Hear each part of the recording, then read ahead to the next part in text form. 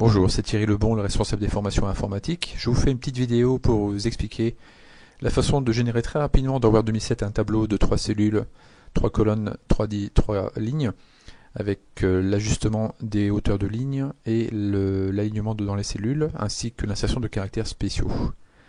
Alors, on commence peut-être que dans l'énoncé. On va saisir simplement le titre. Je ne suis pas très rapide moi, au niveau de la saisie. Et je fais des fautes.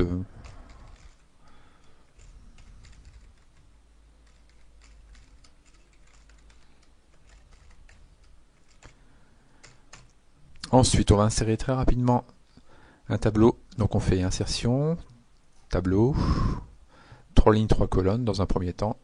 On sélectionne et on valide. Ici et ici, on va insérer du texte qui va être aligné. Donc on fait un alignement au centre. Le texte ici c'est oui en majuscule. Ici ça sera non. Ici il y avait une question qui était la formation vous était-elle accessible? Donc on y va, on saisit. Vous me dites si je fais des fautes.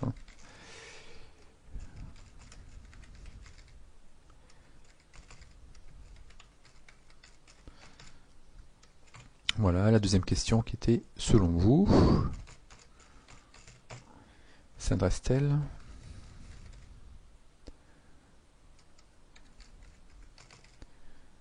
à des personnes débutantes? Ça lui plaît pas ça, donc je vais regarder.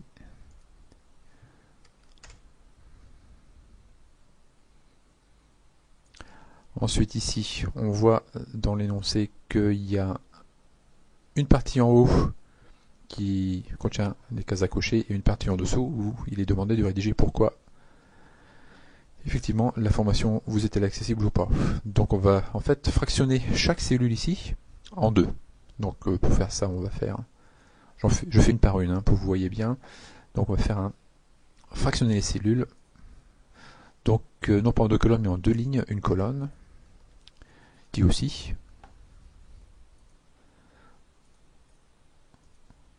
Ici également. Et ici également.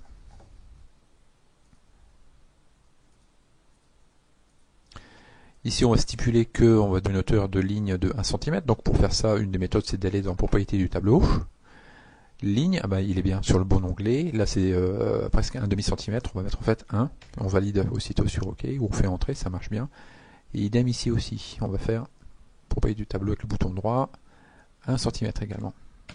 OK. Les lignes du dessous ici sont en fait on va dire 3 cm. Donc on fait même manip, on sélectionne, bouton droit, propriété du tableau, ligne, non pas 0,48 mais 3 cm. Je fais entrer directement. Voilà, donc je descends un peu.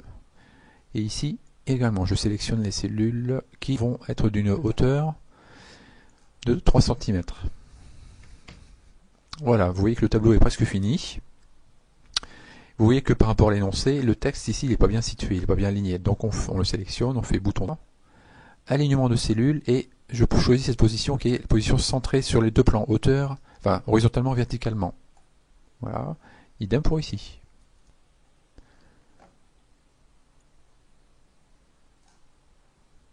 Voilà. Enfin ici, dans un caractère de taille, admettons 8, je vais mettre le pourquoi.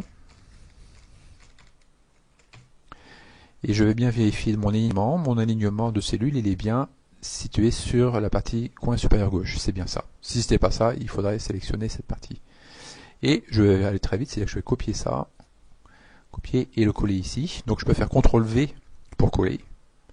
Ici, je clique CTRL V pour coller. CTRL V pour coller. CTRL V, pourquoi V? V, ça vient de l'anglais vaste, et vaste ou waste, ça veut dire donc coller. Il me reste plus qu'à insérer les deux caractères spéciaux ici et ici.